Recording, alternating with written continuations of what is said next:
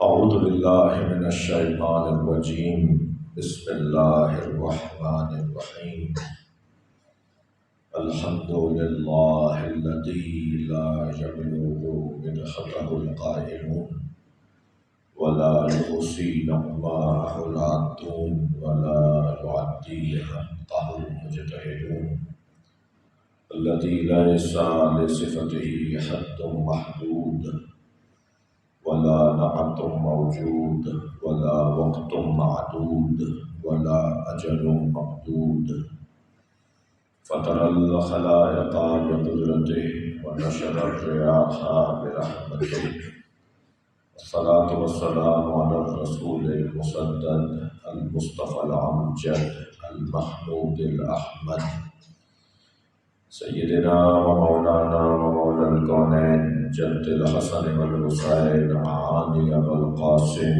محمد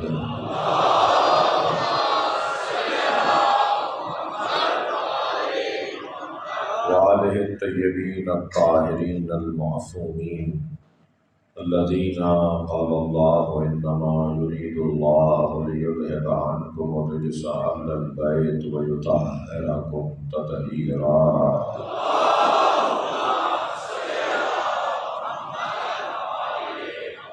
ولعنة الله على أعدائهم أجمعين من يوم عداوتهم إلى قيام يوم الدين أما بعد قال الحكيم في القرآن الكريم بسم الله الرحمن الرحيم ولقد أرسلنا موسى بآياتنا أن أخرج قومك من الظلمات إلى النور وذكرهم بأيام الله صلوات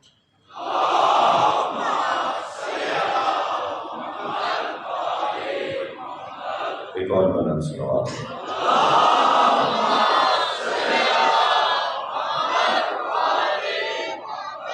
اس سے بلند صلوات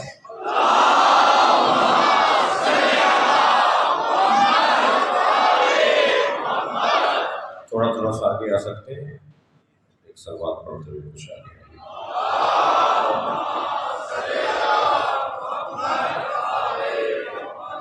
اور بلند صلوات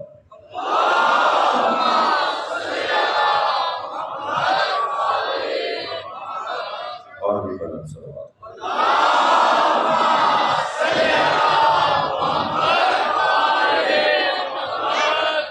ایک اور صلوات پڑھیں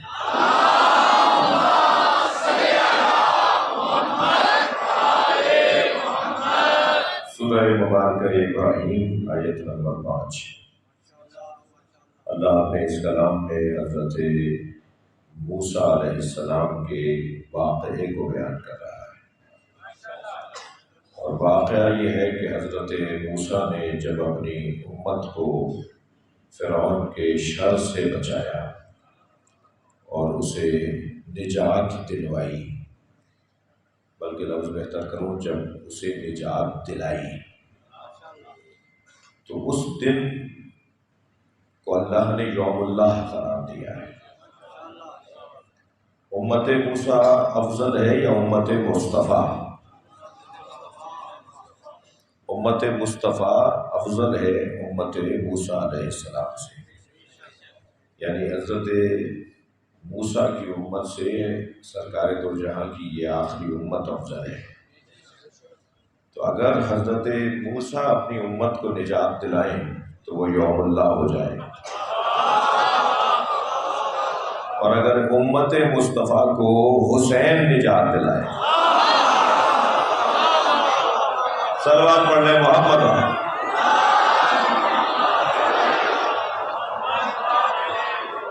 نہیں، اب دوبارہ نعرہ لگا۔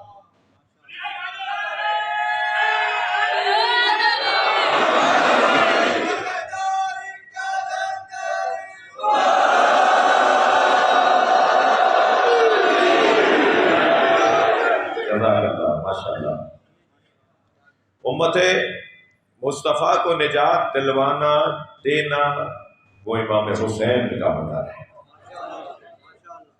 لہذا یوم اللہ وذکرہم بایام اللہ، قرآن کہہ رہا ہے اللہ اپنے حبیب سے حضرت موسیٰ کا واقعہ بیان کر رہا ہے، قرآن ہے نا یہ تو حضرت موسیٰ کا واقعہ ہے جو نبی پہ نازل ہوا ہے کہ جب لقد ارسلنا موسیٰ، اور بے تحقیق موسیٰ کو مبعوث کیا بآیاتنا، ہم نے اپنی آیات کے ذریعے سے، ان اخرج قومک من الظلمات الی النور، کہ وہ اپنی قوم کو اے موسیٰ ظلمات سے نکال کر نور کی طرف لے جاؤ، وذکرہم بایام اللہ، اور اپنی قوم کی طرف اللہ کے ایام کو دہراؤ، اللہ کے ایام، میرا دن، آپ کا دن، پیدا ہونے والے کا دن، دنیا میں رہنے والے کا دن، سورج جس پر اثر کرے اس کا دن، سورج کے مطابق جو زندگی گزارے اس کا دن، تو سمجھ میں آتا ہے۔ مگر اللہ کے دن کا کیا مطلب ہے؟ جی اللہ خالق ایام ہے، اللہ محکوم ایام نہیں ہے۔ جی دن کیسے بنتا ہے میرے بچوں، میں آپ سے کیسے بات کروں، دن کیسے بنتا ہے؟ دن سورج کے طلوع ہونے اور غروب ہونے کا نتیجہ ہے، اور جب وہ دن مکمل ہو جاتا ہے تو لیل یعنی یوم نکل جاتا ہے، تو پھر لیل رات آ جاتی ہے، اور رات میں ہمیشہ چاند نہیں ہوتا، مگر رات میں ستارے ہوتے ہیں، تو وہ جو نور دینے کا ذریعہ ہے وہ ہمیشہ رات میں نہیں ہے، وہ دن میں روزانہ سورج نکلتا ہے۔ تو دن کا تعلق سورج کا اور سورج کا دن کے ساتھ تعلق بڑا گہرا ہے۔ دن بھی اوقات میں تقسیم ہے، وہ طلوع آفتاب والا دن، وہ چاشت والا دن، وہ قبل ظہر کا دن، وہ نصف النہار کا دن، وہ زوال آفتاب کا دن، وہ عصر کا وقت وہ دن، وہ غروب سے پہلے کا دن۔ جب دن مختلف لمحوں میں تبدیل ہو جائے تو وہ دن مختلف کیفیتوں کو ایجاد کرتا ہے، لہذا صبح کی کیفیت میری اور آپ کی کچھ اور ہے، چاشت کے وقت ہی میری اور آپ کی کیفیت کچھ اور ہے، ظہر کے وقت میں کچھ اور ہے، اور پھر عصر کے وقت میں کچھ اور ہے، اور غروب کے وقت میں کچھ اور ہے۔ جس پر کیفیتیں طاری ہوں وہ مخلوق تو ہو سکتا ہے، خالق نہیں ہو سکتا۔ یہ میرے مولا علی کا عقیدہ توحید ہے، یہ مولا علی نے جو نہج البلاغہ میں عقیدہ توحید بیان کیا ہے یہ وہ ہے۔ خالق کے لیے کیفیتیں نہیں ہیں، اللہ کی کیفیت نہیں ہے، آپ کی میری کیفیت ہے، اس لیے کہ ہم مخلوق ہیں۔ ہماری ایک کیفیت کو ہنسنا کہتے ہیں، ایک کیفیت کو رونا کہتے ہیں، ایک کیفیت کو جاگنا کہتے ہیں، ایک کیفیت کو سونا کہتے ہیں۔ یہ ہمارے اوپر کیفیتیں، خوشی غمی، یہ کیفیتیں ہیں۔ کیفیتیں اللہ کے اوپر نہیں آتی، اللہ بلا کیف ہے۔ اللہ توحید کا عقیدہ اسی ممبر سے بیان ہوگا نا بھائی، اللہ بلا کیف ہے، اللہ کے یہاں کیفیتیں نہیں ہیں۔ جب اللہ کے یہاں کیفیتیں نہیں ہیں تو اللہ کے یہاں اوقات یومیہ نہیں ہیں، اور جب اس کے یہاں یومیہ کے اوقات نہیں ہیں تو پھر اس کا یوم بھی نہیں ہے۔ تو پھر یہ اللہ کیا کہہ رہا ہے؟ یوم اللہ، اور یوم اللہ بھی نہیں، ایام اللہ، یعنی 3 سے زیادہ اللہ کے دن ہیں۔ ایام میں جمع میں 3 اور 3 سے زیادہ کو جمع بنائی جاتی ہے نا، تو کم سے کم 3 اور اس سے زیادہ جمع ایام اللہ، اللہ کے ایام۔ توجہ چاہوں گا، اللہ کے ایام کا کیا مطلب ہے؟ اللہ کے ایام کا بہت واضح مطلب، اچھا اللہ کے ایام سمجھ میں نہیں آ رہے تو پھر آیات اللہ کا کیا مطلب ہے؟ پھر آیات اللہ سمجھ میں نہیں آ رہی تو شاعر اللہ کا کیا مطلب ہے؟ اللہ کی نشانیاں، اللہ کے پتے۔ شاعر اللہ کا ترجمہ ہوگا اللہ کے پتے۔ اللہ کس پتے پہ ملتا ہے؟ میرا اور آپ کا پتہ ہے اللہ کس پتے پہ ملتا ہے؟ جی ہمارا پتہ، اس کا مطلب ہے ہمارا گھر فلاں جگہ پر ہے، ہم وہاں ملیں گے، وہاں نہیں ملیں گے۔ اور اللہ کے لیے یہ تصور کر لیا جائے کہ وہ وہاں ملے گا اور وہاں نہیں ملے گا تو پھر توحید سے خارج۔ پھر عقیدہ توحید بگڑنا شروع ہو جائے گا۔ اللہ کے لیے وہاں اور کہاں کا لفظ نہیں ہے۔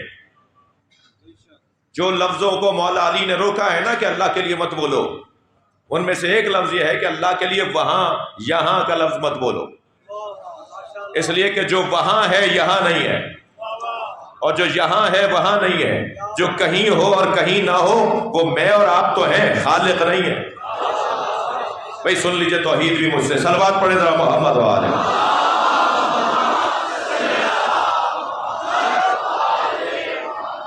لہذا کیا اللہ مکے میں ملتا ہے؟ کیا اللہ مصلی پہ ملتا ہے؟ اللہ کیا مسجد میں ملتا ہے؟ بہت سے لوگوں کو تو مکے میں بھی اللہ نہیں ملتا۔ تھک رہے ہیں آپ میری باتوں سے؟ بہت سارے لوگ تو مکے جا کر بھی خانہ کعبہ کے پردے میں ہی لٹکے رہتے ہیں، خانہ کعبہ کے دروازے پہ لگے تالے میں ہی الجھے رہتے ہیں، اور کچھ تو پرنالے میں ہی بہتے رہتے ہیں، اور کچھ لوگوں کو تو خانہ کعبہ پہنچ کے بھی اللہ نہیں ملتا۔ یاد رہے، کچھ آپ میں سے حج اکثر کر کے آئے ہوں گے، عمرہ کر کے آئے ہوں گے، جو نہیں گئے اللہ انہیں لے جائے۔ میں نے الحمدللہ 8 حج کیے ہیں اور 20 سے زیادہ عمرے کیے ہیں، تو اللہ کے گھر کو کوئی ہزاروں مرتبہ دیکھا ہے۔ جی توجہ چاہوں گا جی، اللہ کے گھر میں اگر ہم کہیں گے کہ خانہ کعبہ میں، مکے میں خانہ کعبہ میں اللہ ملتا ہے، تو ہم اللہ کو محدود کر دیں گے، اور اگر اللہ کو محدود کر دیں گے تو پھر اللہ الصمد نہیں بول پائیں گے۔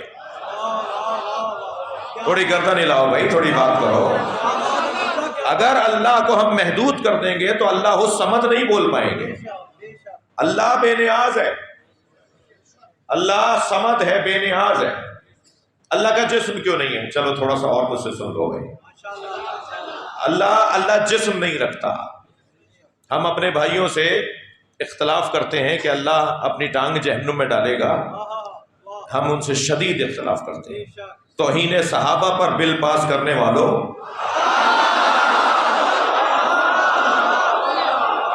اس روایت کو اپنی کتابوں سے کیسے نکالو گے جس میں تم کہتے ہو کہ اللہ جہنم میں اپنی ٹانگ ڈال دے گا؟ جب جہنم پوچھے گی حل من مزید، اور بھی کچھ ہے ڈالنے کو، تو اللہ ٹانگ ڈال دے گا۔ جو اللہ کی توہین کرے وہ تو مسلمان۔ بھائی صلوات پڑھ لیں محمد و آلہ محمد۔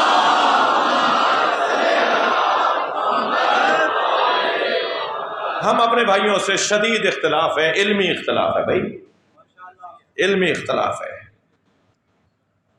اللہ کے جسم کے ہم قائل نہیں ہیں، پھر جب جسم نہیں ہے تو رویت بھی نہیں ہو سکتی، اللہ کو دیکھا بھی نہیں جا سکتا، اس لیے کہ دیکھا جسے تسلی ہے۔ توحید بیان کروں، اس لیے کہ جسے دیکھا جا سکتا ہے نا، اس میں 3 صفتوں کا ہونا ضروری ہے۔ قابل رویت جو بھی شے ہے اسے 3 شرطوں کے ساتھ قابل رویت جانا جاتا ہے۔ میں آپ کو دیکھ رہا ہوں، آپ مجھے دیکھ رہے ہیں، یہ در و دیوار ہمیں نظر آ رہے ہیں، یہ مائک ہمیں نظر آ رہا ہے، آج کیمرے بہت زیادہ ہیں، ہمیں نظر آ رہے ہیں۔ میں ان سے محبت بھی کرتا ہوں اور ان سے گھبراتا بھی ہوں۔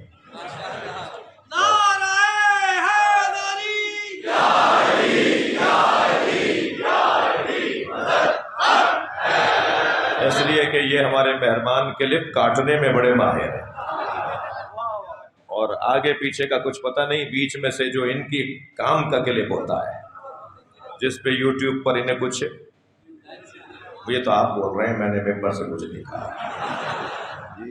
اور پھر وہ جو آدھا کلپ چلتا ہے نا، پھر جواب ہمیں دینا پڑتا ہے کہ خدا کے واسطے پوری تقریر سن لو، ہم نے اس سے پہلے بھی کچھ کہا تھا، ہم نے اس کے بعد بھی کچھ کہا تھا، اور ہمیں صفائیاں دینا پڑ جاتی ہیں کہ بھائی یہ بیچ میں ایک تشریحی جملہ تھا، تو ہم نے تو پابندی لگوائی تھی بہت عرصے تک کہ ہمارے یہاں کی مجلسیں ریکارڈ نہیں ہوں گی، اور صرف سرکاری، میری مراد بانی مجلس کا جو کیمرہ ہوگا بس وہی ریکارڈ کرے گا، جس پہ ہمارا تو کنٹرول ہوگا، ہم اسے کہیں کہ بھائی ہمیں دو پہلے آپ، تاکہ کل کبھی، تو بہرحال زیادہ صلوات پڑھ لینا محمد۔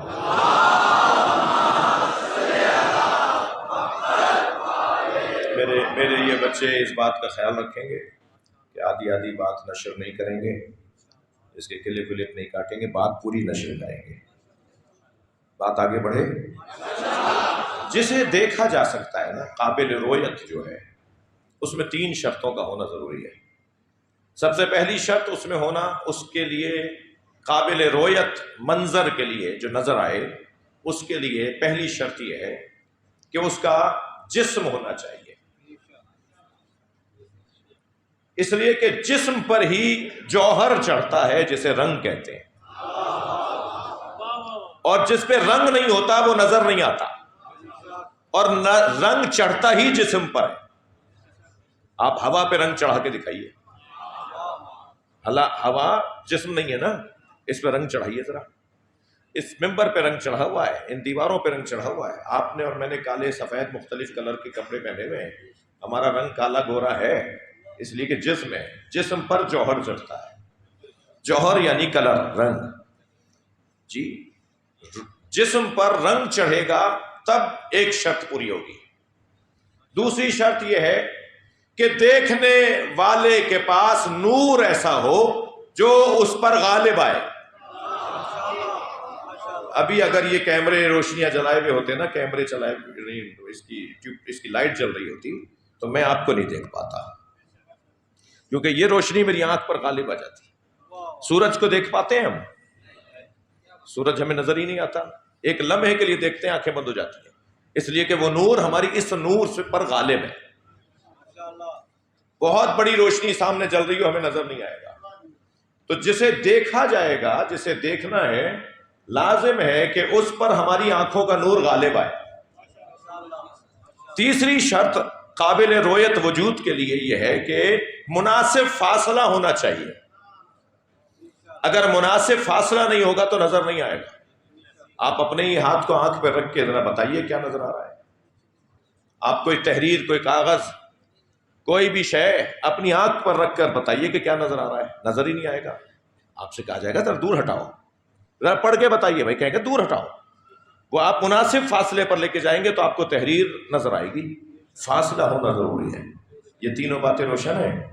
تو اب ذرا اللہ کے بارے میں سوچیے، جس کا ہم سے فاصلہ ہی نہ ہو۔ بھائی ذرا ایسے ہی بولیے جیسے آپ اللہ کے علی پہ بولتے ہیں۔ صلوات پڑھیں ذرا محمد و آلہ محمد۔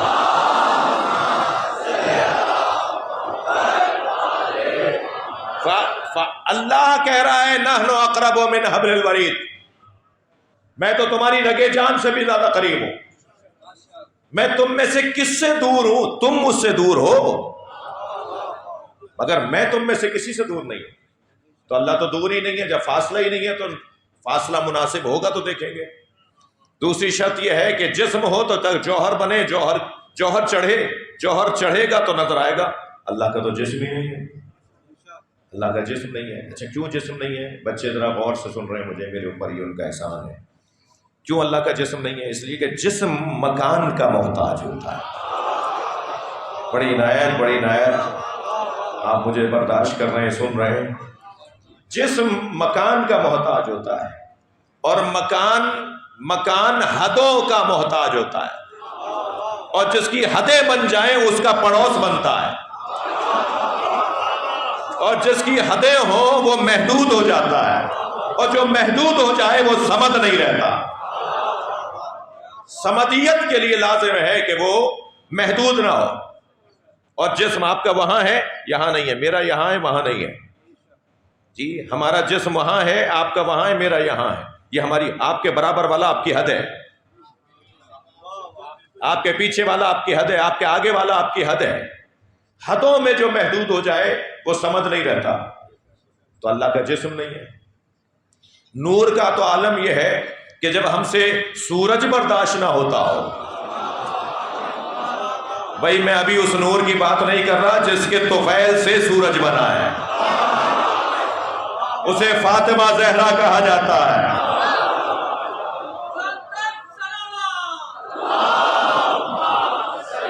اللہم صلی علی محمد، سیدہ کی ذات پہ بلند تر صلوات۔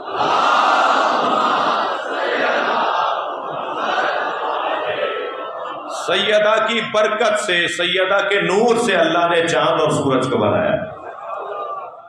زہرا، زہرا کا لقب کبھی موقع ہو تو میں تشریح کروں۔ زہرا چمک، روشنی، جس کے ایک لقب سے سورج بنتا، اس کی ذات سے حسنین بنتے۔ جو ہے بات کی، تو میں تو ابھی بات سورج کی کر رہا ہوں جو دھول ہے سیدہ کے پیروں کا۔ ابھی تو اللہ کی بات، صلوات پڑھ لیں محمد و آلہ محمد۔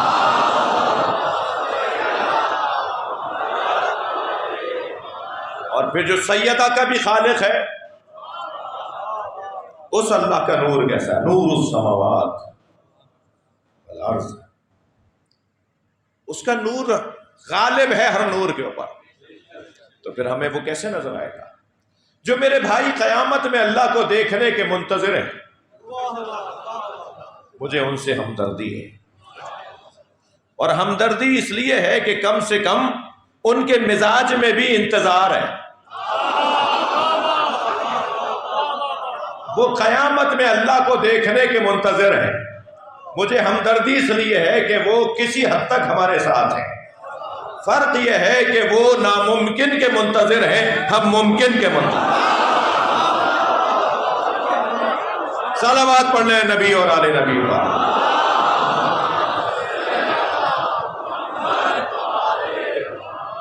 بہت روشن عقیدہ ہے، اور علمی طور پر سجا کر احترام کے ساتھ اگر اختلاف کیا جائے۔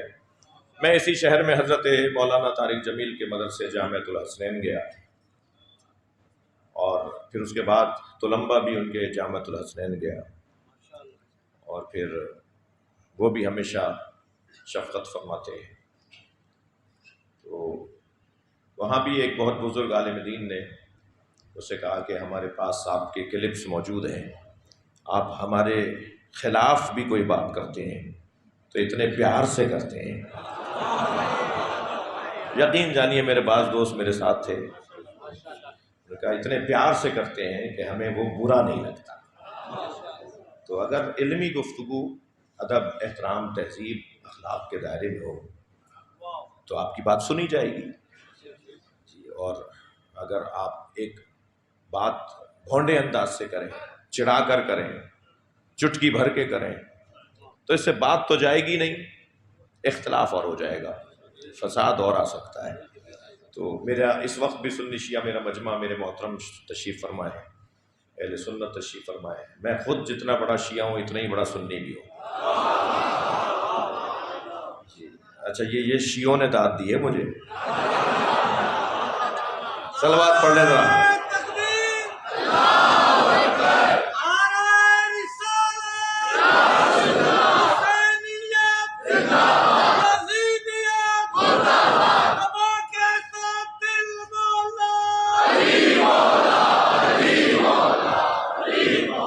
صلوات بر محمد و آل محمد۔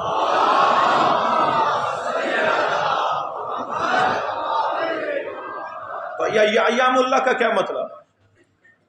یہ شاعر اللہ کا کیا مطلب ہے؟ شاعر اللہ کون سے ہیں؟ اللہ کی نشانیاں۔ یہ صفا اور مروہ اللہ وہاں ملتا ہے کیا؟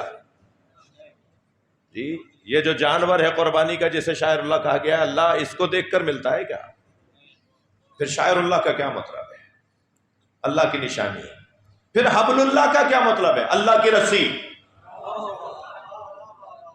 تھک گیا یہ جو قرآن نے حبل اللہ کہا ہے، اللہ کی رسی، یہ کیا خانہ کعبہ کی چھت پہ لٹکی ہوئی ہے؟ یہ کہاں مکے میں ہے؟ یہ مدینہ منورہ میں ہے؟ یہ اللہ کی رسی کہاں ہے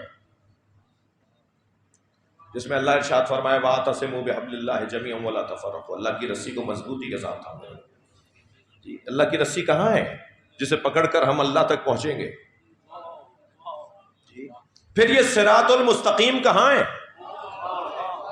جو اللہ تک رستہ پہنچائے گا؟ یہ کوئی مشرق سے مغرب کی طرف ہے؟ یہ شمال سے جنوب کی طرف ہے؟ یہ کون سا رستہ ہے؟ پھر یہ سبیل اللہ کیا ہے؟ یہ قرآنی الفاظ ہیں جو میں بول رہا ہوں۔ اللہ کا رستہ، صراط اور سبیل دونوں اللہ کے رستے ہیں، دونوں اللہ کے رستے ہیں۔ مگر دونوں میں ایک موٹا سا فرق ہے. قرآن میں صراط کی جمع نہیں آئی. قرآن کے طالب علم بیٹھے ہوئے ہیں بھائی. قرآن میں صراط کی جمع نہیں آئی مگر سبیل کی جمع آئی ہے. سبولنا ہمارے رستے، سبیل کی جمع. لیکن صراط مفرد آیا ہے جب بھی آیا ہے. اسے میں ان بچوں جوانوں کو سمجھانے کے لیے، ان تک بات منتقل کرنے کے لیے مثال دوں. پاکستان کے اندر ایک شاہراہ ہے جو اصلی ہے، جو بڑی ہے، جو پورے ملک کو جوڑتی ہے. اس شاہراہ کو ہم موٹر وے کہتے ہیں. ان کے سمجھانے کے لیے موٹر وے کہتے ہیں نا، جو مثال کے طور پہ کراچی سے چلے گی، بیچ میں موٹر وے نہیں ہے، پھر سکھر سے دوبارہ شروع ہو جائے گی اور پھر وہ اسلام آباد لا کے آپ کو پہنچائے گی. یعنی ایک ایسا رستہ ہے، چاہے کچھ عرصے دورانیے میں موٹر وے نہ ہو مگر وہ موٹر وے کو جوڑتی ہے. حیدرآباد پہ آ کے منقطع اور پھر سکھر سے دوبارہ، مگر دونوں کے بیچ میں بھی جو رستہ ہے وہ موٹر وے سے جوڑتا ہے. صحیح ہے.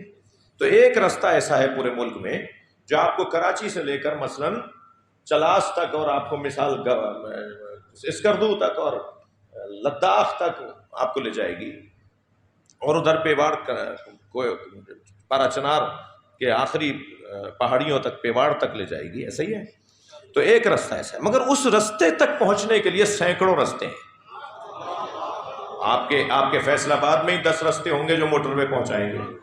ایسا ہی ہے. ہر شہر سے چھوٹے چھوٹے رستے ہمیں بڑے رستے پہ لے جاتے ہیں، اور پھر اس بڑے رستے پہ پہنچتے ہیں تو پورے ملک سے جڑ جاتے ہیں. تو ہر ملک میں صراط ایک ہی ہے، اور اس صراط تک پہنچنے کے لیے سبیلیں بہت ساری ہیں. بھائی اللہ تک پہنچنے کے لیے صراط ایک ہی ہے جسے علی کہتے ہیں، اور علی تک پہنچنے کے لیے کبھی اجمیر شریف کا خواجہ معین الدین چشتی آئے گا، کبھی دہلی کے غریب نواز آئیں گے، کبھی کراچی کے جناب عبداللہ شاہ غازی آئیں گے، کبھی امام بری آئیں گے، کبھی شہباز قلندر نظر آئیں گے، کبھی شاہ لطیف نظر آئیں گے. توجہ ہے آپ حضرات کی؟ یہ سارے اللہ کی سبیلیں ہیں جو صراط تک لے جاتی ہیں. لہذا سہون شریف، اچ شریف، دہلی شریف، اجمیر شریف، مگر نجف اشرف.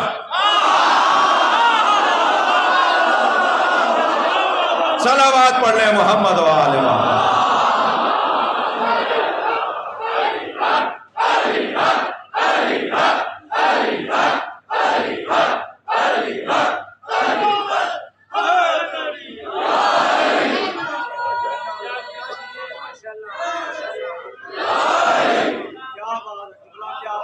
اب اگر سبیل اللہ اور صراط اور حبل اللہ کہاں ہے بھائی؟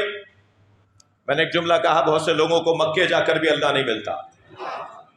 جی کچھ حج پہ گئے نا آپ، اللہ لے جائے، جو گئے ہیں وہ تو تصدیق کریں گے کہ حج کا احرام مکے خانہ کعبہ سے باندھ کر لوگ کہاں جاتے ہیں؟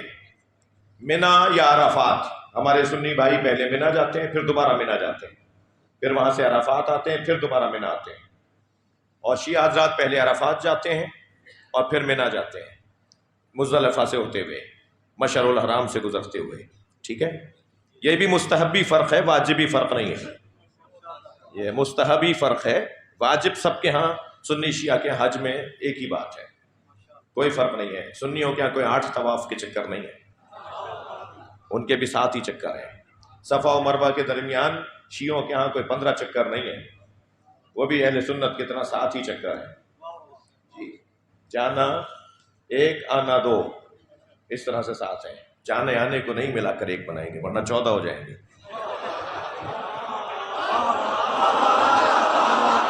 صلوات پڑھ لیں ذرا محمد و آل محمد.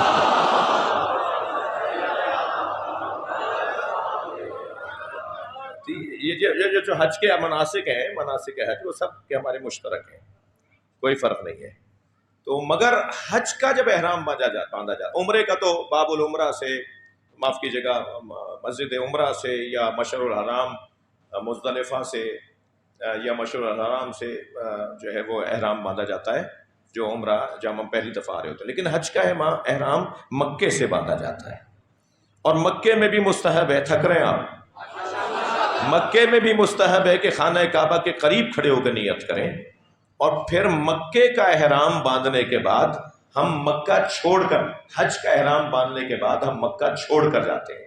ارے بھائی سب لوگ مکہ آئے تھے، تم کہاں جا رہے ہو؟ سب لوگ خانہ کعبہ آئے تھے، تم کہاں جا رہے ہو؟ معلوم یہ ہوا کہ پیغام دیا جا رہا ہے خانہ کعبہ منزل نہیں ہے، سنگ میل ہے۔ خبردار خانہ کعبہ کو منزل مت سمجھنا، خانہ کعبہ تو تمہیں کسی تک پہنچانے کا ذریعہ ہے، خانہ کعبہ تو تمہیں کہیں اور لے جانے کا ذریعہ ہے، اور خانہ کعبہ کو اپنے لیے سنگ میل سمجھو کہیں جانے کے لیے۔ کچھ لوگ ہیں جو بیت میں ہی الجھے رہتے ہیں، اور کچھ لوگوں کو بیت سے اہل بیت سمجھ میں آتے ہیں، اور کچھ لوگوں کو اہل بیت سے اللہ اہل بیت کا خالق سمجھ میں آتا ہے۔ یہ منزلیں ہیں بھائی، یہ منزلیں ہیں۔ رستہ اللہ کا وجود، رستہ ہے، یہ ہدف اللہ کا وجود ہے، مقصد اللہ کا وجود ہے۔ توجہ ہے، بات آگے بڑھے۔ شاعر اللہ، حبل اللہ، نور اللہ، آیت اللہ، اسی طرح ایام اللہ، یعنی ہر وہ چیز جو ہمیں اللہ تک لے جائے وہ بنے گا اس اضافے کا، اس مضاف مضاف الیہ کا نتیجہ۔ ایام اللہ مضاف مضاف الیہ ہے، صفت موصوف نہیں ہے۔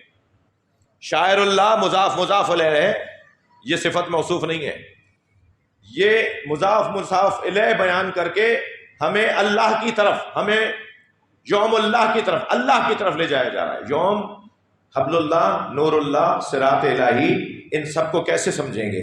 بس جس دن اللہ تم پہ روشن ہو جائے، جس دن تمہارے پاس جواب دینے کو کچھ نہ رہے، جس دن تم اللہ کے خلاف بولنے سے لاجواب ہو جاؤ، جس دن تم توحید کے خلاف سوچنے سے لاجواب ہو جاؤ، جس دن تمہیں اللہ ہے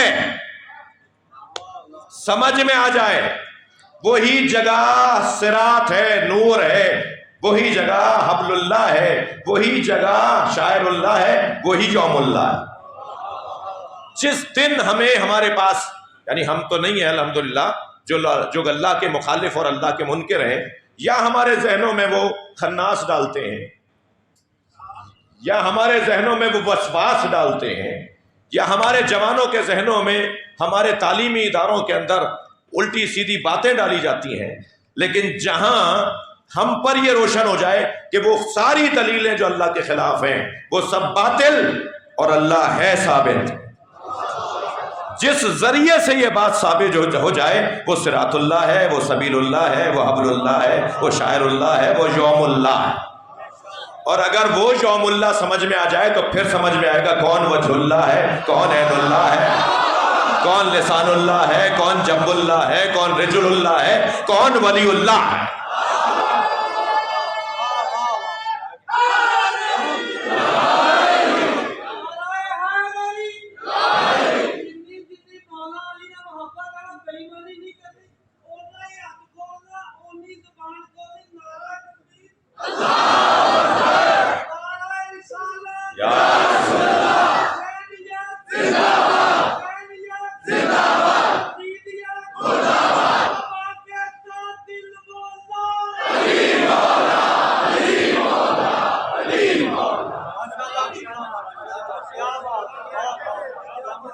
اب ایام اللہ، یا اللہ کہہ رہا ہے وَذَكِّرْهُمْ بِأَيَّامِ اللہ، اے میرے موسیٰ انہیں اللہ کے ایام دہرا کے بتاؤ، بار بار دہراؤ۔ وہ جتنے یوم، جتنے ایام اللہ کی یاد میں ہیں اور اللہ کو ثابت کرتے ہیں وہ ایام اللہ ہیں۔ کنز المال کی حدیث سنا رہا ہوں، سرکار دو جہاں فرما رہے ہیں ان عاشوراء ایام من ایام اللہ، سرکار فرما رہے ہیں عاشوراء اللہ کے ایام میں سے ایک یوم ہے۔ سب سے زیادہ جو ہمیں اللہ سمجھانے کا دن ہے، تھک گیا، سب سے زیادہ جو اللہ سمجھانے کا دن ہے وہ عاشوراء کا دن ہے۔ عاشوراء میں اللہ بتاتا ہے کہ اللہ ہے، علامہ نقن صاحب کا بڑا حسین جملہ ہے. نقن صاحب فرماتے ہیں، بہت بزرگ عالم بر صغیر کا آیت اللہ العظمی عالم دین، وہ فرماتے ہیں کہ اللہ ہے پر انگنت دلیلیں. یہ بچہ بھی کوئی دلیل دے دے گا. جب کسی نے امام سے کہا تھا نا کہ مولا کیا توحید فطری ہے، حضرت نے فرمایا توحید فطری ہے. تو اس نے کہا توحید فطری ہے تو ہر شخص کے پاس دلیل ہونی چاہیے. حضرت نے فرمایا ہر شخص کے پاس دلیل ہے. کہنے لگا یہ کیسے ممکن ہے، پڑھے لکھے کے پاس بھی دلیل ہو اور ان پڑھ کے پاس بھی دلیل ہو. تو امام نے فرمایا میرے ساتھ 2 قدم آگے آؤ. روڈ کے کنارے پر ایک خاتون چرخہ کاٹ رہی تھی. حضرت نے اسے آواز دے کر کہا بی بی تم پڑھی ہوئی ہو؟ کہنے لگے نہیں میں کسی سے کچھ نہیں پڑھی، مجھے اپنا نام بھی لکھنا نہیں آتا. حضرت نے فرمایا اللہ ہے؟ کہنے لگی ہاں ہے. حضرت نے فرمایا دلیل کیا ہے؟ اس نے اس چرخے کا، اس پہیے کا دستہ چھوڑ دیا. وہ جو دستہ چھوڑا تو وہ پہیہ آہستہ ہونے لگا، آہستہ آہستہ ہو کر رک گیا. کہنے لگا جب یہ پہیہ بغیر چلانے والے کے نہیں چلتا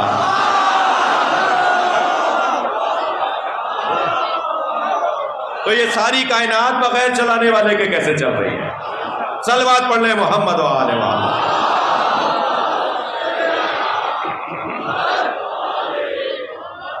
تو فطری طور پر کوئی بھی نہیں ملے گا آپ کو جو اللہ ہے کو نہ مانتا ہو. مگر ہمارے ساتھ مشکل یہ ہے کہ ہم اللہ ہے کو مانتے ہیں مگر پھر کچھ دن کے بعد ہمارے ذہن میں کوئی خیال ڈالا جاتا ہے اور ہمارا عقیدہ توحید کمزور پڑنے لگتا ہے. وہ ہم انسان ہیں نا، بولو ہاں ہے نا. ہم انسان ہیں تو نسیان سے ہیں، اور نسیان یعنی بھولنا. ہم دلیلیں بھول جاتے ہیں، اپنی ہی قائم کردہ دلیلیں بھول جاتے ہیں. تو جو بھولنے والا وجود ہو اسی کے لیے تو کہا جا رہا ہے ذکرہم بایام اللہ، ان کے سامنے اللہ کے ایام کو دہراؤ. اور سرکار کو تو ایک ایسا حکم اللہ نے ارشاد فرما دیا ذکر فإن الذکر تنفع المؤمنین. اے میرے حبیب بار بار دہراؤ. بار بار دہرانے سے مومنین کو فائدہ ہوتا ہے. جو کہتے ہیں نا کہ ہر سال عاشورہ، میں ان سے ایک سوال کر رہا ہوں روزانہ 5 مرتبہ ایک ہی اذان. ارے بھائی صبح کی کچھ اور کر لو، ظہر اثر مغرب عشاء کے جملے بدل دو. دن میں 5 مرتبہ ایک ہی اذان، ایک ہی جملے. تم جب 4 گھنٹے میں بھول جاتے ہو، نہیں تھک گئے آپ میری بات؟ تمہاری تو اتنی بڑی ضرورت ہے دہرانے کی، تمہاری تو اتنی محتاجی ہے بار بار دہرانے کی کہ دن میں 5 مرتبہ دہراؤ تب بھی تمہیں اللہ یاد نہیں آتا. اور سال بھر میں اگر حسین دہرایا جائے، تم کہتے ہو سال بھر بعد وہی بات، ہر سال وہی بات. مسئلہ وہی بات کا نہیں ہے، مسئلہ تمہارے دماغ کا ہے. تم جس ذکر کو پسند نہیں کرتے اس کے خلاف فتوے دیتے ہو. مگر یاد رکھو حسین مولا کے قتل کا فتویٰ دینے والا بھی آج اس کی قبر کا پتہ نہیں ہے، مگر مولا حسین کا مزار ہمارے دلوں میں بنا ہوا ہے. جو قلب مومن ہے نا یہ مرقد حسین ہے. ہزاروں نہیں لاکھوں میل کے فاصلے پر کربلا میں امام حسین کا مزار ہے. مگر ہماری تو کوئی خوشی نہیں ہے جس میں زیارت امام حسین نہ پڑھتے ہو. ہمارا تو کوئی غم نہیں ہے جس میں زیارت امام حسین نہ پڑھتے ہو. جی زیارت نامہ نہ پڑھتے ہو، سلام نامہ نہ پڑھتے ہو. ہمارا تو کوئی عید کا دن، عید دونوں عید کے دن نماز عید مکمل ہی تب ہوتی ہے جب زیارت وارثہ پڑھی جائے. نماز عید چھوڑ کر نہیں جاتا کوئی، نماز پڑھنے کے بعد کھڑے رہتے ہیں سب، کیونکہ ابھی زیارت امام حسین نہیں ہوئی. زیارت امام حسین جب پیش نماز پڑھا لیتے ہیں جی تو اس کے بعد نماز عیدین مکمل ہوتی ہے.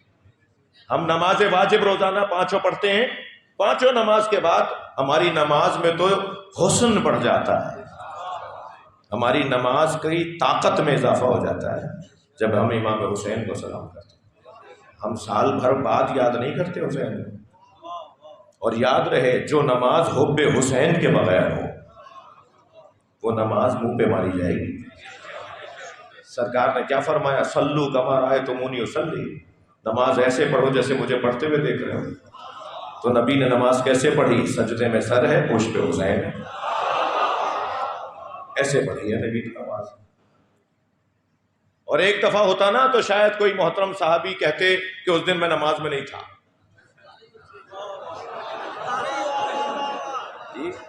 ہاں وہ کہتے جی میں نے ان سے نقل نہیں ہوئی ہے، شاید وہ نہیں تھے اس دن، فلاں صحابی محترم کا راویوں میں نام نہیں ہے اس لیے کہ شاید وہ اس دن نماز میں نہیں تھے۔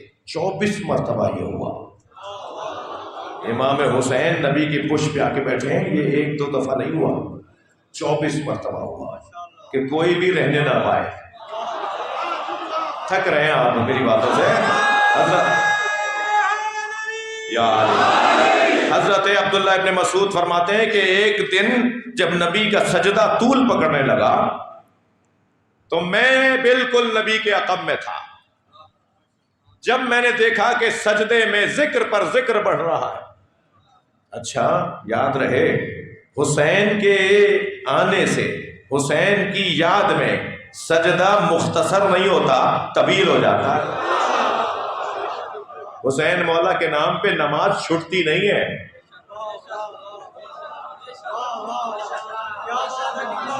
مولا حسین کی محبت میں نماز چھٹتی نہیں ہے، نماز بڑھتی ہے۔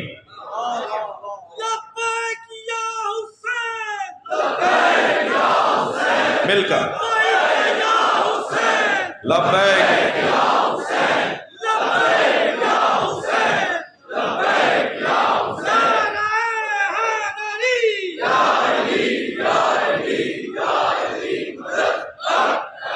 حضرت عبداللہ بن مسعود فرماتے ہیں بالکل عقب میں تھا، جب سرکار کا سجدہ طول پکڑنے لگا تو مجھے خیال آیا کہ کوئی حادثہ، کوئی واقعہ ہو گیا ہے، تو میں نے سر اٹھا کے دیکھا تو حسین نبی کے پشت پر تھے، تو میں نے چاہا کہ ہاتھ بڑھا کے حسین کو اتار دوں، تو اس سے پہلے کہ میرا ہاتھ حسین تک پہنچتا نبی کا ہاتھ مجھ تک پہنچ گیا۔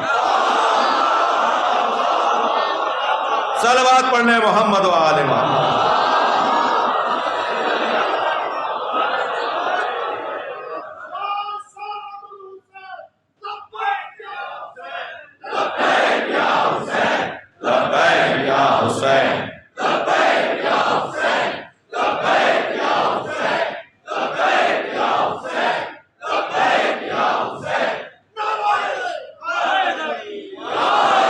یہ لبیک یا حسین کا مطلب یہ ہے کہ نماز اب چھوٹے گی نہیں، یہی مطلب ہے نا، یعنی ہماری نمازیں اب چھوٹیں گی نہیں۔ لبیک بول دیا بھائی، بولنے سے پہلے سوچتا نا، نہیں سوچ کے بولا ہے۔ صلوات پڑھ لیں محمد و آل اور بلند صلوات۔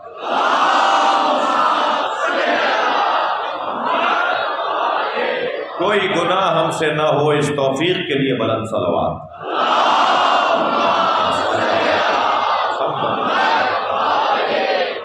کوئی واجب عمل ہم سے نہ چھوٹے اس توفیق کے لیے بلند صلوات۔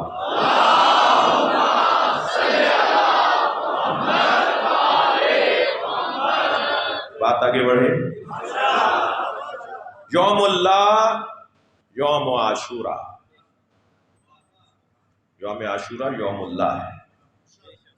نقل صاحب فرماتے ہیں اللہ ہے پر ان گنت دلیلیں ہیں، اللہ ہے یہ دلیل، اللہ ہے یہ دلیل، فرماتے ہیں مگر اللہ ہے پر سب سے بڑی دلیل عصر عاشور حسین کا اطمینان۔ سبحان اللہ، لاشوں پہ لاشیں اٹھا رہے ہیں مگر زبان پہ شکر کے کلمات ہیں، تسبیح الہی ہے۔ سب سے زیادہ جو تسبیح امام حسین کو پسند ہے نا وہ ہے سبوح قدوس ربنا ورب الملائکۃ والروح۔ امام حسین نماز شب کی آخری رکعت کے آخری سجدے میں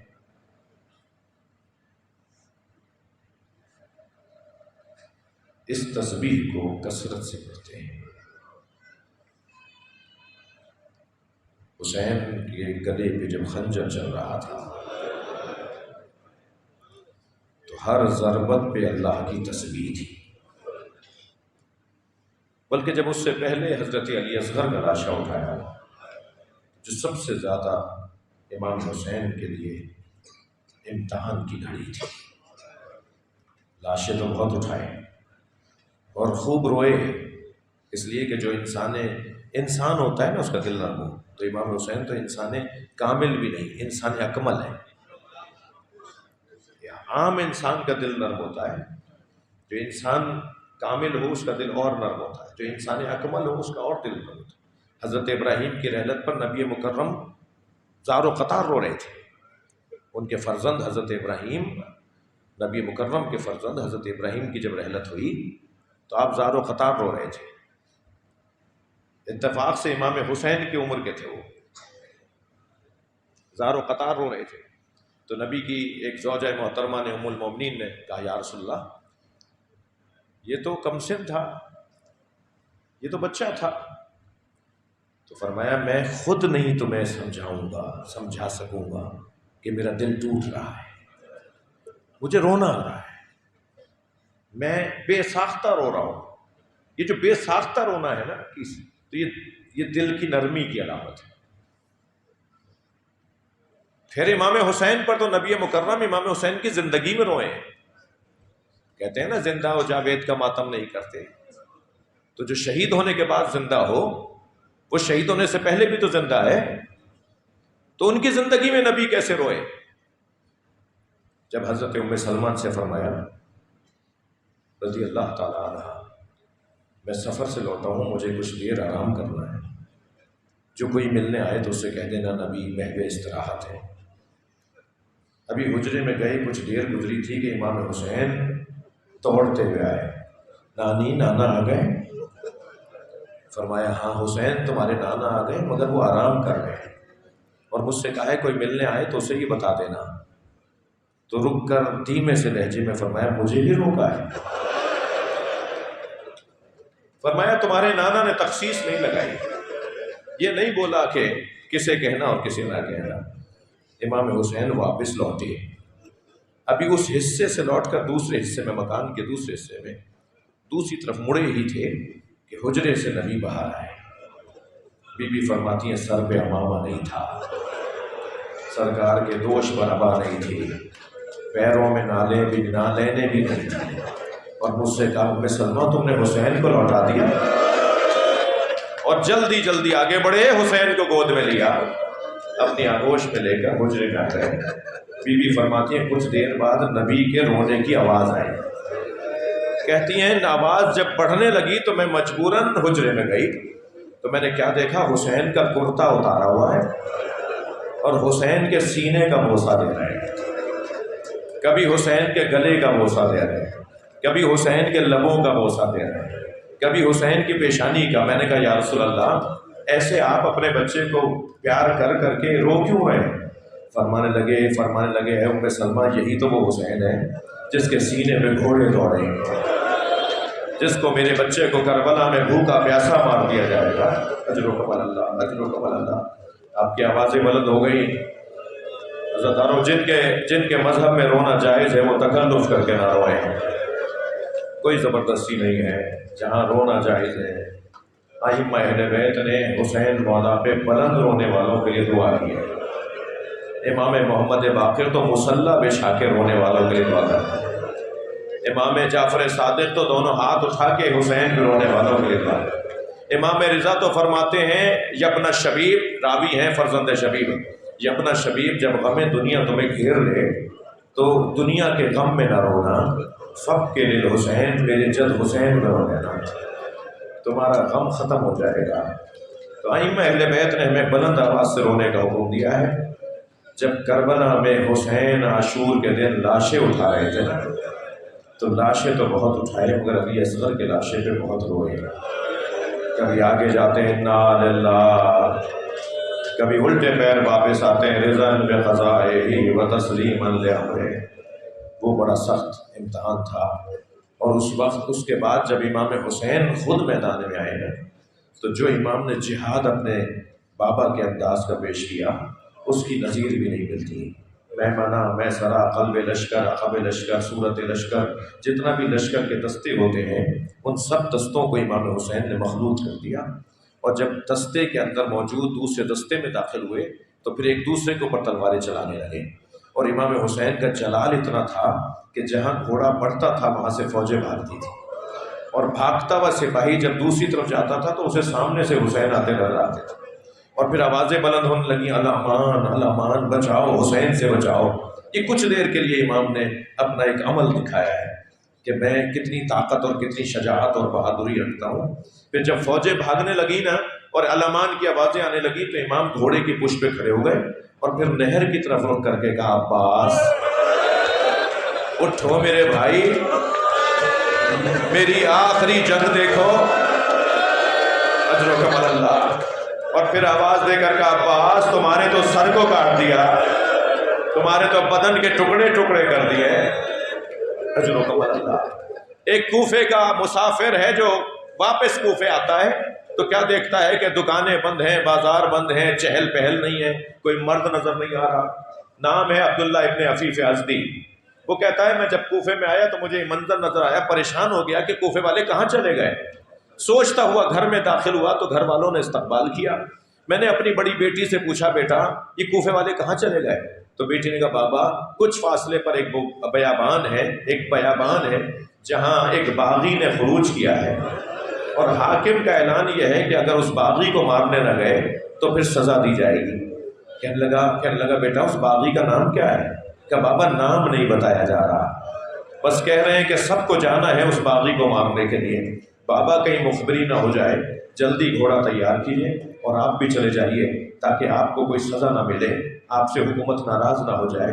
عبداللہ کہتا ہے میں نے دوبارہ گھوڑے کی زین کسی، گھوڑے پہ بیٹھ کے نکلنے لگا تو بیٹی نے رخصت کرتے ہوئے کہا، بابا آپ جنگ پر جا رہے ہیں اور جنگوں میں مال غنیمت بھی ملتا ہے، بابا اگر مال غنیمت میں یمنی پتھر مل جائے، عقیق یمنی مل جائے تو میرے لیے ضرور لے آئیے گا، میں گلے کا ہار بنانا چاہتی ہوں، میں زیورات بنانا چاہتی ہوں۔ عبداللہ کہتا ہے میں کوفے سے نکلا، کربلا پہنچا، تو جس وقت کربلا پہنچا تو عاشورہ کا دن تھا اور عصر کا وقت تھا۔ میں نے عجیب منظر دیکھا، ایک زخمی بوڑھا ہے جس کا امامہ کھل کے اس کی گردن میں آ گیا ہے، اور ہزاروں کا لشکر ہے جو اسے مارنا چاہتا ہے، مگر اس کا جلال ایسا ہے وہ جہاں گھوڑا موڑتا ہے، جہاں وہ مڑتا ہے وہاں سے فوجیں بھاگنے لگتی ہیں۔ میں نے بھاگتے ہوئے ایک سپاہی سے پوچھا، تم اسے اکیلے سے ڈرتے کیوں ہو؟ تم تو ہزاروں میں ہو، یہ اکیلا ہے۔ تو اس نے بھاگتے ہوئے کہا، تمہیں نہیں پتا اس کے ایک بھائی کا نام عباس تھا۔ عبداللہ کہتا پھر مجھے سمجھ میں نہیں آیا کہ آخر یہ کون ہے، مگر میں نے اپنے آپ سے کہا کہ بس جنگ تو اس کے مرنے پر ختم ہو جائے گی، میں اسے مار دوں تاکہ جنگ ٹھنڈی پڑ جائے۔ عبداللہ کہتا ہے میں نے اپنا گھوڑا ان کے گھوڑے کے پیچھے لگایا، چند ذرہ کا فاصلہ رہ گیا تھا، چند ہاتھوں کا فاصلہ رہ گیا تھا، ان کا گھوڑا آگے تھا، میں بالکل قریب آ گیا تھا۔ کہتا ہے میں نے تلوار نکال کے ارادہ کیا کہ حملہ کروں اور ان کا سر اتار دوں، تو جیسے ہی میں نے ارادہ کیا تو انہوں نے مڑ کر دیکھا اور کہا، عبداللہ قریب آؤ۔ کہتا ہے میرے ہاتھ پیر کانپنے لگے، یہ میرے نام سے مجھے کیسے جانے؟ تو میں جب رک گیا، کھڑا ہو گیا، تو پھر ان کی آواز آئی، عبداللہ قریب آؤ۔ تو جب میں نہیں آگے بڑھا تو انہوں نے انگوٹھی اتاری اور کہا، یہ عقیق یمنی ہے، اپنی بیٹی کو جا کے دینا اور کہنا میں باغی نہیں ہوں، میں نبی کا نواسا حسین، میں علی کا بیٹا، زہرا کا لال حسین۔ عبداللہ کہتا ہے میں نے پیروں کا بوسہ دیا، ہاتھوں سے میں نے مصافحہ کیا، آگے بڑھ کر امام کے گھر تلوار لے کے حفاظت کرنے لگا۔ امام نے فرمایا، عبداللہ جاؤ واپس کوفہ چلے جاؤ۔ کہ مولا میں آپ کو تنہا چھوڑ کے کیسے چلا جاؤں؟ فرمایا چلے جاؤ، کچھ دنوں بعد میری زینب آئے گی، اسے کچھ چادریں لا کر دے دینا، نبی زادیاں بے مقنا و چادر ہوں۔ اجرکم اللہ، اجرکم اللہ۔ مجلس ختم ہو گئی عزیزانو، مصائب ہو گیا، آپ کی آنکھوں میں آنسو آ گئے۔ میں ایک جملہ، چہلم گزر گیا نا، ایک جملہ اور کہنا چاہتا ہوں۔ سلام ہو اس بیوی پر جس نے اپنے دونوں بچے حسین پہ قربان کر دیے، ایک علی اصغر، ایک سکینہ۔ ایک 6 مہینے کا بچہ، ایک 4 سال کی بچی۔ عزادارو، یزیدی لشکر کا سپاہی کہتا ہے کہ میں نے دیکھا جب خیمے جل رہے تھے تو ایک بی بی تھی جو جلتے ہوئے خیمے میں جانا چاہتی تھی، مگر خیمے کی چوب سے اس کا سر لگتا تھا، پھر وہ رستہ بدل کے خیمے میں جانا چاہتی تھی۔ کہتا میں یہ سمجھا، بس آخری جملے، میں یہ سمجھا کہ شاید کسی نے اس کے سر پہ چوٹ ماری ہے جس سے اس کی آنکھوں کا نور چلا گیا ہے۔ تو کہتا ہے میں قریب آیا اور میں نے آ کے کہا بی بی تمہیں نظر نہیں آتا آگے تو آگ چل رہی ہے؟ تو وہ خاتون مڑی اور مجھے دیکھ کر کہنے لگی یا شیخ انا لنا فیہا علیل، اس خیمے میں ہمارا ایک بیمار رہ گیا ہے جو اپنے پیروں سے چل کے نہیں آ سکتا۔ اور وہ بی بی چلتے ہوئے خیمے میں گئی، اپنی پشت پر اپنا بیمار بھتیجا اٹھا کے لائی۔ کہتا ہے تب مجھے پتا چلا یہ علی کی بیٹی زینب ہے۔ اجرکم اللہ، اجرکم اللہ۔ بس آخری جملے، امام سجاد کو جلتے ہوئے خیمے سے لانا کتنا مشکل تھا، اندازہ کیا آپ نے؟ جلتے ہوئے خیمے سے امام سجاد کو لانا جناب زینب کے لیے کتنا مشکل تھا۔ اس سے زیادہ مشکل تھا قبر سکینہ سے بی بی رباب کو اٹھانا۔ جناب رباب کو لے کر آتے تھے، اس بچی کی ماں پھر چلی جاتی تھی۔ جب جناب زینب نے فرمایا نا کہ بھابھی قافلہ تیار ہے، ہم مدینے واپس جا رہے ہیں، تو فرمانے لگی زینب میرا مدینے میں کون ہے؟ میرا والی کربلا میں رہ گیا، میری بچی اکیلی ہے۔ بس آخری جملے، جب امام سجاد نے آ کر کہا اماں قافلہ تیار ہے، چلیے محمل میں آ کے بیٹھیے، حکم امام پا کر جناب رباب نے قبر سکینہ چھوڑ تو دی مگر مڑ مڑ کے بچی کی قبر دیکھتی رہی اور محمل میں آ کے بیٹھی۔ قافلہ چلنے لگا، شام کے دیہات کی عورتوں نے الوداع یا زینب، الوداع یا زینب کے نوحے بلند کیے۔ جناب زینب نے کچھ محمل کا پردہ ہٹایا اور شام کی عورتوں کو آواز دے کر کہا شام کی عورتوں مجھ پر ایک احسان کرو گی؟ تو ساری عورتوں نے یک زبان ہو کر کہا بی بی حکم کرے گی۔ تو اشارہ کر کے کہا ہماری سکینہ کو اکیلا نہ چھوڑنا۔ اللہ اللہ آپ کو شام لے جائے، جناب سکینہ کی قبر کی زیارت کا شرف نصیب ہو۔ اب کی دفعہ جب جائیں نا تو جالی سے قبر کو ضرور دیکھیے گا۔ آج بھی شام کے دیہات کی عورتیں کھلونے لا کے ڈالتی ہیں، گڑیاں لا کے ڈالتی ہیں اور ایک نوحہ پڑھتی ہیں تمہاری ماں سے وعدہ کیا تھا تمہاری قبر پر آتے رہیں گے، تمہیں یاد کرتے رہیں گے۔ اللہ لعنت اللہ علی القوم الظالمین۔ یا اللہ ان آوازوں پر رحمت نازل فرما، حاضرین کے رزق میں عزت میں اضافہ فرما، تمام مریضوں کو شفا عطا فرما، تمام بے روزگاروں کو روزگار عطا فرما، یا اللہ مسافروں کو منزل عطا فرما، پاکستان کا بھلا کر، خیر عطا فرما، اس کے دشمنوں کو یا اللہ ان کی اصلاح فرما، قابل اصلاح نہیں ہے تو انہیں برباد کر دے۔ پروردگارہ ہمارے ملک کی نظریاتی اور زمینی سرحدوں کی حفاظت فرما، امام زمانہ کے ظہور میں تعجیل فرما، حاجات کی برابری، دعاؤں کی قبولی